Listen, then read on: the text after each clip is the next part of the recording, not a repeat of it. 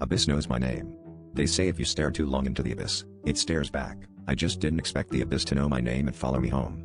It was a normal evening at the library, where I often spent hours poring over old tomes for my thesis. The section I frequented was dimly lit, tucked away from the bustling main area. That night, as I reached for a particularly dusty volume on forgotten rituals, I felt a cold breath on my neck. I turned sharply, expecting to see someone. But there was only the shadowy expanse of bookshelf stretching into darkness. A whisper, soft yet clear, called my name. I dismissed it as fatigue, until the lights flickered and I saw a dark figure at the end of the aisle, its eyes glowing with an unnatural light. The figure lingered in the corner of my vision, never fully revealing itself yet always present, like a shadow that didn't belong. I left the library in haste, the figure's presence haunting my every step, its whispered chant growing louder with each passing moment.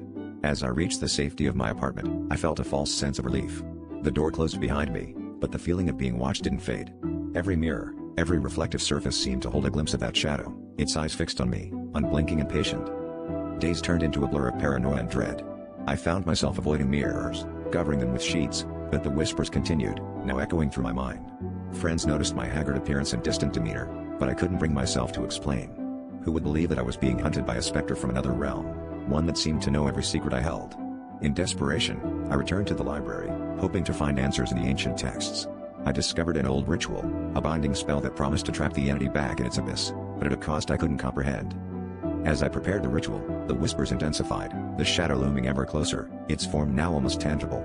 I recited the incantation, feeling the air thicken with energy. The shadow screamed, a sound that pierced my very soul, and then it was gone. Silence enveloped me, a heavy, suffocating silence. But as I stood alone in the dim light, the final line of the ritual echoed in my mind, a grim reminder that the abyss had claimed part of me in return. I glanced in the mirror, and for a fleeting moment, saw my reflection smile back with eyes that were no longer my own.